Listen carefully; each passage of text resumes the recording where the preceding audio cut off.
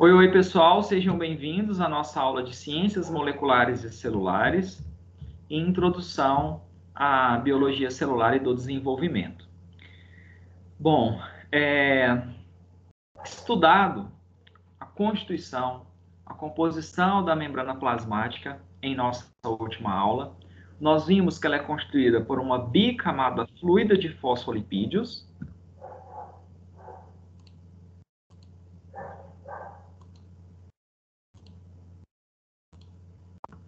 Nós vimos que a célula é formada por uma bicamada fluida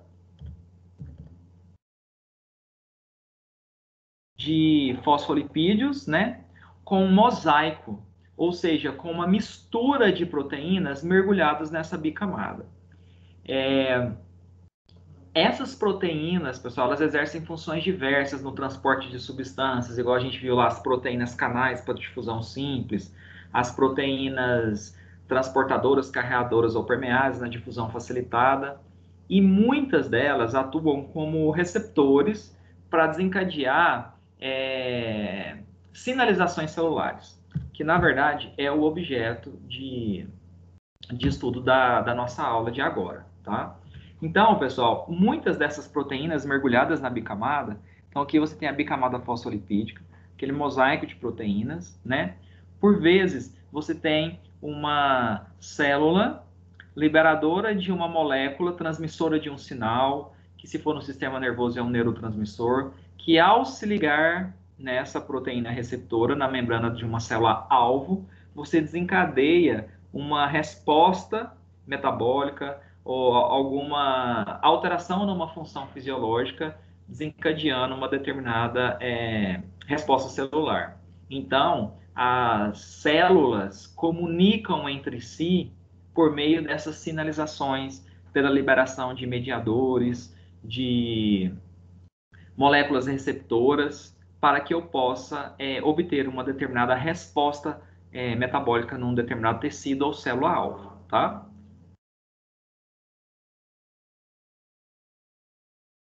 Então, pessoal, por exemplo, imagine você aqui, que eu teria a bicamada fosfolipídica, com as proteínas mergulhadas nessa bicamada, porque nós sabemos que a membrana celular ela é lipoproteica, né? Nessa membrana celular, além da bicamada fosfolipídica, por isso que aqui foi representado por dois tracinhos, você teria ali as proteínas, e aqui no caso as proteínas envolvidas na sinalização celular são as proteínas receptoras, né? E essa proteína receptora, ela vai sempre se ligar, se encaixar perfeitamente, como se fosse uma chave na respectiva fechadura, a partir de uma molécula sinalizadora, né? Então, por exemplo, isso aqui poderia ser um hormônio, por exemplo, liberado por uma glândula endócrina, que se liga à proteína receptora para desencadear uma determinada resposta metabólica, né? Ou desencadear uma determinada alteração numa função celular. Bom, pessoal, todas as vezes que na membrana plasmática uma proteína receptora ela se liga, ela se encaixa a uma molécula sinalizadora ou sinal, essa proteína receptora ela pode desencadear uma cascata de eventos por meio de enzimas associados a essa membrana e ativar proteínas de sinalização intracelular ou proteínas de sinalização dentro da célula, porque aqui abaixo da membrana a gente já tem o citoplasma, já não é mais o meio externo. Então estão vendo que é toda uma cascata de eventos. Você vai ter uma proteína sinalizadora externa que vai poder ser liberada, por exemplo, por uma glândula ou por um outro tecido, pelo sistema nervoso, que tem uma proteína receptora da célula-alvo. Esse encaixe é como se fosse uma chave na respectiva fechadura, desencadeia uma modificação, uma alteração nessa proteína receptora, associada a outras proteínas de membrana que vão ativar proteínas de sinalização intracelular, que estão presentes ali no citoplasma da célula. E De acordo com o estímulo recebido, essas proteínas de sinalização intracelular poderão induzir diferentes funções celulares para aquela célula-alvo. Uma dessas funções celulares, a partir dessa sinalização, poderia ser a mudança em alguma etapa metabólica, tá? Em alguma enzima metabólica em questão. Então, por exemplo, o processo inflamatório, pessoal. O processo inflamatório, a pessoa recebe uma pancada, né? Ele sofre uma injúria ali na membrana. O que acontece? Isso vai ativar algumas enzimas. Eu vou falar os nomes, mas não se preocupe com isso. Eu só estou contextualizando. Isso não vai ser cobrado de vocês. Existe uma enzima chamada de fosfolipase A2 que vai converter alguns fosfolipídios da membrana do tecido que sofreu aquela pancada, tá? Em ácido araquidônico. Então, o fosfolipídio, pela fosfolipase A2, é convertido em ácido araquidônico. Esse ácido araquidônico vai sofrer a ação de uma enzima metabólica chamada de ciclooxigenase, que vai produzir prostaglandina e tromboxanos. E essas moléculas são altamente inflamatórias, que vão causar dor, rubor, tumor, calor, ou seja, os sinais da inflamação. Por isso que quando você recebe uma pancada, fica roxeado, só de encostar já é doloroso, porque essas prostaglandinas vão sensibilizar muito as fibras nociceptivas relacionadas à dor. E aí, pessoal, eu tive, pela ativação de uma enzima metabólica que foi a ciclooxigenase, produção de prostaglandinas, produção de tromboxanos, que levou a uma alteração do metabolismo. Ou seja, eu gerei um processo inflamatório, tá? Por vezes, alguma ativação dessas proteínas de sinalização intracelular vão poder ir para o núcleo e gerar uma proteína de regulação gênica, tá? Exemplo, lactose. Você ingere a lactose. A lactose, se ela ficar no seu intestino, ela vai ser fermentada por bactérias, gerar desconforto gástrico, empachamento, né? Formação de gases, desconforto, diarreia. Ela precisa ser digerida em glicose e galactose, para ela ser absorvida pela parede do intestino e a gente aproveitar esse nutriente. Quando a lactose está ali presente no intestino, existem receptores na membrana do intestino que vão se ligar à lactose e vai desencadear uma cascata de eventos por meio da ativação de proteínas de sinalização intracelular que vão para o núcleo da célula, como proteínas chamadas de ativadoras ou fatores de transcrição, que vão induzir a síntese de lactase. Vão induzir o gene que sintetiza a enzima lactase, para que essa enzima possa ser o quê? Sintetizada, liberada na luz intestinal e promover o quê? A degradação da lactose. Então, eu tenho uma regulação na expressão gênica que foi alterada graças à presença de uma molécula sinalizadora, que foi a lactose. A gente também pode ter esse controle de expressão gênica por meio de alguns medicamentos, tá? Por exemplo, a gente falou de um processo inflamatório, né? Os corticoides, tá? Eles são fármacos que vão se ligar a proteínas receptoras e desencadear uma ativação de proteínas de sinalização intracelular que vão induzir ou impedir, né, a expressão de proteínas no material genético da célula que impediriam a formação de moléculas que estariam relacionadas ao processo inflamatório, tá? Por isso que os corticoides são excelentes anti-inflamatórios, porque eles alteram a expressão gênica de enzimas relacionadas ao processo inflamatório, tá? Ou uma das proteínas efetoras que vão ser estimuladas, né, pelas proteínas de sinalização intracelular são proteínas do citoesqueleto relacionadas à movimentação.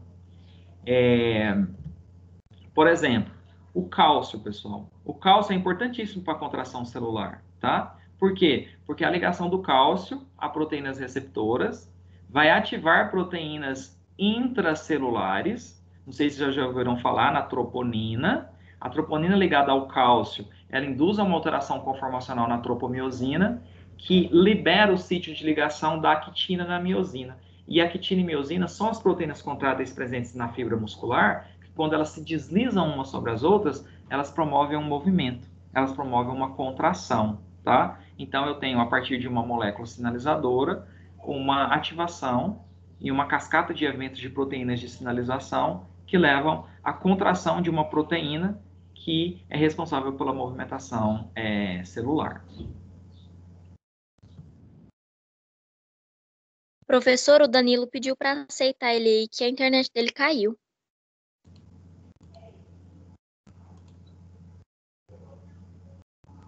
Obrigada.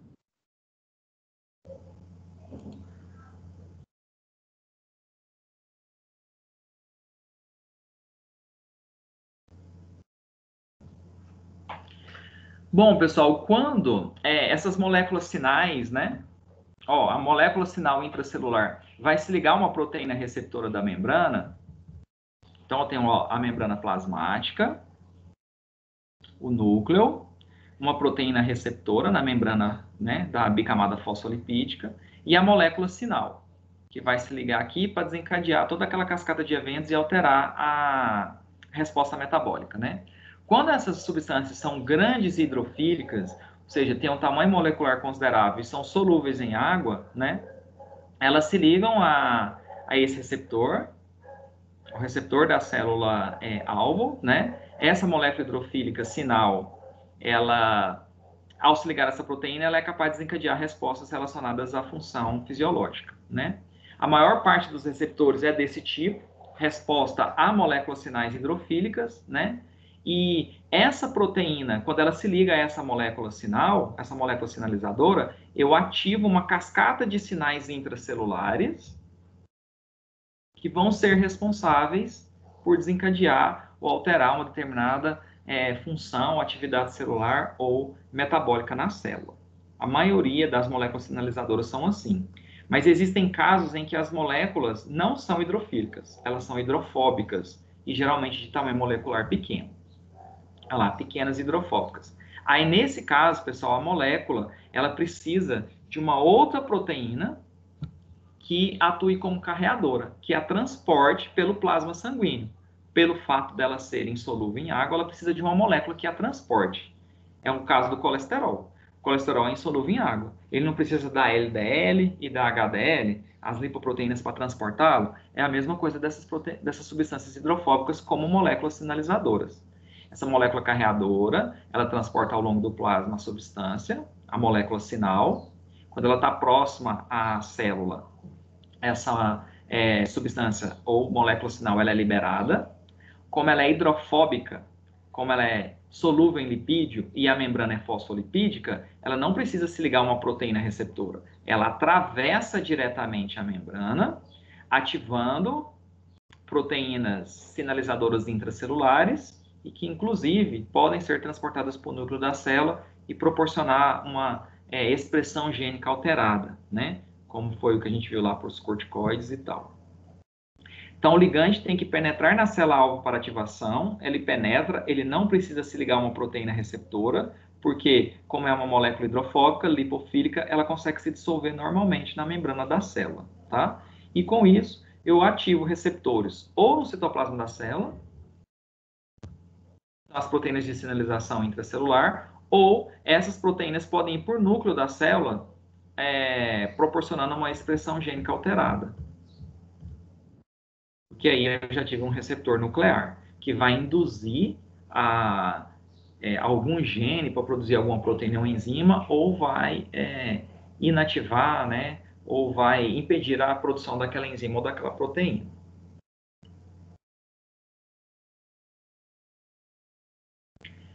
Essas moléculas sinais e as formas de comunicação, elas podem se dar de diferentes formas, tá? Por exemplo, pessoal, os hormônios. Os hormônios têm uma forma de comunicação celular que a gente chama de comunicação endócrina, em que uma glândula libera a molécula sinal, que é o hormônio, que entra em contato com a corrente sanguínea, o sangue transporta essa molécula, que consegue chegar até a célula-alvo com um receptor, a proteína receptora em específica, levando uma alteração no comportamento, no metabolismo ou no funcionamento celular, né? Então, por exemplo, o pâncreas, né? As ilhotas de Langerhans, é a parte endócrina do pâncreas que libera insulina. A insulina, ela ao longo da corrente sanguínea vai chegar nas proteínas receptoras das células-alvo e a alteração na função metabólica ou fisiológica que a insulina causa é a retirada do açúcar do sangue para o interior do quê? Para o interior das células, né? Eu tenho também hormônios do tipo adrenalina, por exemplo, que é liberada pelas glândulas suprarrenais, que fica em cima dos rins, que ela é liberada na corrente sanguínea, e a adrenalina ela é capaz de se ligar a alguns receptores de célula-alvo e preparar o organismo para reações de fuga e luta, né? Então, ela aumenta o fluxo sanguíneo no cérebro para você pensar melhor, nos músculos, né? Para haver contração muscular, dilata a pupila, prepara o seu organismo, aumenta os batimentos cardíacos, né? Por isso que a adrenalina faz todas essas reações. Por quê? Porque está preparando o seu organismo para uma reação de fuga e luta. Você libera a adrenalina mediante uma situação que seja de estresse, né? E da mesma forma, a hipófise, né? Vai liberar hormônios, a tireoide, né? O T3, T4, hormônios que vão influenciar no funcionamento do organismo como um todo. Então, as glândulas endócrinas liberam hormônios na corrente sanguínea e esses hormônios eles vão se deslocar até as células, né, do tecido-alvo, se ligando a proteínas receptoras, que vai desencadear uma série de respostas no interior da célula, levando a uma alteração daquele metabolismo, de acordo com a resposta que o hormônio propõe. Esse é o tipo de comunicação que a gente chama de endócrina, por meio de hormônios liberados na corrente sanguínea e que chegam até os tecidos-alvo. A sináptica ou neuronal é quando você tem a liberação de neurotransmissores não por uma glândula, mas sim por um neurônio que vai liberar neurotransmissores numa região entre o neurônio e a célula-alvo, no que a gente chama de fenda sináptica, tá? Então, nós temos inúmeros neurotransmissores, né? O sistema nervoso, ele atua dessa maneira. Por exemplo, você tem o sistema nervoso autônomo simpático que vai liberar noradrenalina, por isso que o sistema nervoso autônomo simpático é chamado de adrenérgico, e o parasimpático é chamado de colinérgico, porque o neurotransmissor liberado é acetilcolina, né? E através da noradrenalina ou acetilcolina, você tem as reações antagônicas no seu organismo. Então, por exemplo, um causa a contração da pupila, o outro vai causar a dilatação. Um causa a contração do esfíncter anal, o outro causa dilatação. Um causa a contração da musculatura, o outro vai causar relaxamento, tá? E assim sucessivamente. Esses neurônios podem liberar neurotransmissores de sensação de bem-estar, né? Então, por exemplo, você tem serotonina, por exemplo, né? Noradrenalina, e todo neurotransmissor vai ser liberado pelo neurônio na fenda sináptica, se ligar a um receptor e desencadear uma resposta fisiológica no tecido ou célula-alvo. Isso é um tipo de comunicação celular do tipo sináptica ou neuronal, porque está envolvendo a liberação de neurotransmissores por um neurônio. A endócrina é por glândulas na corrente sanguínea, tá? Então, ó, a liberação endócrina ou comunicação celular endócrina, você libera o hormônio no plasma sanguíneo, na corrente sanguínea, e a ação será a longa distância, porque esse hormônio vai viajar ao longo dos vasos sanguíneos para chegar até o tecido ou célula-alvo. As neuronais ou sinápticas, a ação é mediada por neurotransmissores liberadas pelo neurônio na fenda na fenda sináptica, que vai se ligar a um receptor. Não é a longa distância, porque a fenda sináptica ali já é aquela região entre o neurônio e a célula-alvo, onde o neurotransmissor é liberado e desencadeia o quê? Rapidamente a resposta, né? Aquele estímulo gerado pelo tipo de neurotransmissor que foi liberado.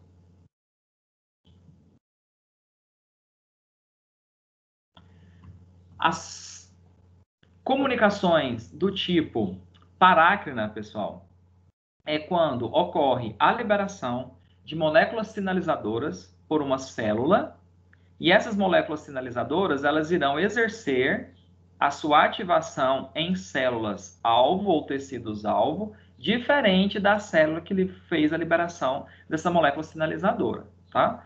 Então, por exemplo, o óxido nítrico, ele é uma molécula sinalizadora que células do pulmão, do rim e até do sistema nervoso são capazes de liberar, e quando elas entram em contato com moléculas receptoras de células de musculatura, por exemplo, ele vai causar relaxamento e não contração. Então, a forma de comunicação parácrina é aquela em que a molécula sinalizadora é liberada por uma célula no espaço extracelular e ela exerce a sua ação em outras células diferentes daquela que teve a sua liberação, tá? Mas a gente pode ter também a forma de comunicação autócrina e não parácrina, autócrina. A gente não acha desenho para representar a autócrina, mas na autócrina seria o quê? A molécula sinalizadora liberada pela célula, e essa molécula sinalizadora ela se liga a uma proteína da própria célula para induzir alguma alteração no seu metabolismo. Auto é da própria célula. Então, você teria aqui uma proteína receptora, a molécula sinalizadora é liberada por essa célula no meio extracelular, e ela se liga à molécula receptora da própria célula, tá? Um exemplo disso é a renovação das células da pele. As células da epiderme, elas liberam moléculas sinalizadoras no meio extracelular que se ligam a receptores da membrana da própria célula da pele, induzindo ela à multiplicação e à renovação celular. Tanto é que, em média, em 28 dias, né, a superfície das células da epiderme, elas foram completamente renovadas, tá? Bom, pessoal, essa parte da aula, como eu havia dito, ela é um pouco mais curta, né? Você tem o capítulo do livro lá referente a esse conteúdo, que é a seção 2 da unidade 3, né? Não deixem de fazer a leitura desse capítulo. E, além disso, eu irei postar junto com esse material referente aos slides da sinalização celular, um videozinho do YouTube falando a respeito dessa sinalização celular, que é bastante interessante. É um vídeo curto, inclusive utiliza algumas dessas figuras, mas às vezes a forma, né, do professor abordar diferente, a explicação dele melhora, abrange mais o embasamento referente ao entendimento daquele conteúdo, tá ok? Professor, explica neural, por favor, de novo. Explico.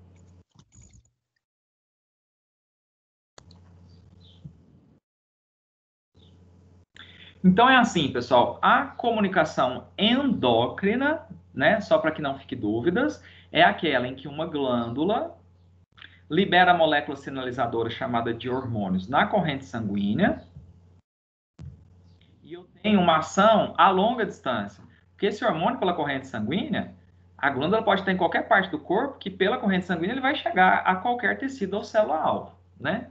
Então, hipófise, tireoide, suprarrenais, pâncreas, ovário, testículo, são todas moléculas endócrinas, produtoras de diferentes tipos de hormônios, atuando em células-alvo diferentes, né? Tireoide, T3, T4, que afeta todo o metabolismo do organismo. Ovário produz estrógeno, progesterona, os hormônios sexuais. Testículo produz testosterona, que é também um hormônio sexual, né? Suprarrenais liberam adrenalina, que prepara o organismo para reações de fuga e luta, né? Agora, a neuronal ou sináptica é aquela em que a ativação de uma determinada resposta ou comportamento celular vai ser mediada por neurotransmissores liberados por um hormônio, liberados por um neurônio, que é uma célula nervosa, né? Então, o neurônio ou célula nervosa, ele tem ali na base, né, do neurônio, porque você tem o axônio, né? Você tem os dendritos ali, o corpo celular e o axônio. Na base do axônio, que é esse prolongamento aqui da célula, você tem os neurotransmissores. Esses neurotransmissores, eles podem ser de diferentes tipos, né? Os principais são a noradrenalina, que é a do sistema nervoso simpático, e a acetilcolina, que é do sistema nervoso parasimpático. Esses sistema nervoso autônomo, noradrenalina e acetilcolina, elas têm ações antagônicas. Então, por exemplo, toda vez que você libera um neurotransmissor na fenda sináptica por um determinado tipo de sistema nervoso autônomo, você promove um efeito e quando você quer reverter aquele efeito, você libera o outro neurotransmissor. Então, por exemplo, se um causa contração da pupila, o outro vai causar Dilatação. Se um causa relaxamento do esfíncter, o outro causa o quê? Contração. Se um causa contração da musculatura, o outro vai causar o quê? O outro vai causar relaxamento. Se um promove aumento de secreções digestórias, o outro vai causar o quê? A diminuição da liberação dessas secreções. Então, são sempre ações antagônicas mediadas por o quê? Mediadas por neurotransmissores, né? Aí existem neurotransmissores também que causam uma ação ansiolítica, como os receptores GABA. Nós temos neurotransmissores relacionados à sensação de bem-estar, como a serotonina, por exemplo, que inclusive muitos antidepressivos trabalham diminuindo a recaptação de serotonina na fenda sináptica. Porque a hora que esses neurotransmissores são liberados, eles induzem uma alteração na célula, mas há uma recaptação para que eles não fiquem ali exercendo seu efeito por muito tempo. Antidepressivos vão bloquear as proteínas que fazem essa recaptação para que o neurotransmissor fique mais tempo ali na fenda sináptica. A cocaína faz isso. A cocaína na fenda sináptica, ela inibe o transportador de dopamina. Aí a dopamina não volta para o neurônio, ela fica ali na fenda sináptica em uma concentração muito maior, exercendo um efeito estimulante de euforia, sensação de bem-estar muito grande, né? Mas quando a droga é depurada do corpo, aí você não tem mais aquele efeito, e se aquele efeito, o organismo vai se tornando dependente daquele efeito, né? Comunicação parácrina e autócrina, você tem células que liberam moléculas sinalizadoras, que se exercerem a sua ação em células diferentes daquela que a liberou, é parácrina. Se você libera moléculas sinalizadoras que exercem uma ação estimulante na própria célula que a liberou, você tem uma forma de comunicação o quê? Autócrina, tá? Ficou mais claro? Ficou, obrigada. Mais alguma dúvida, pessoal? Professor, Oi? a sua aula tem aula prática? Não, né? Não, essa disciplina, ela não foi destinada à aula prática presencial para esse semestre, tá? São só aulas teóricas mesmo. Ah, sim. Obrigado.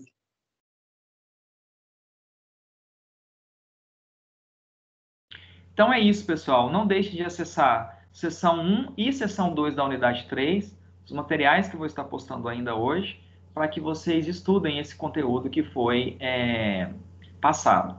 Não precisa eu ficar lembrando toda a aula, não deixe de fazer o capítulo no livro referente ao conteúdo, e lá no AVA vocês têm as atividades diagnóstica e de aprendizagem sobre aquele conteúdo. Façam, né? O sistema libera o gabarito para vocês verem o que vocês erraram ou acertaram. Tendo dúvida, traz a questão para a próxima aula e me pergunta, tá bom? Obrigado, fiquem com Deus, bom resto de semana e até a nossa próxima aula.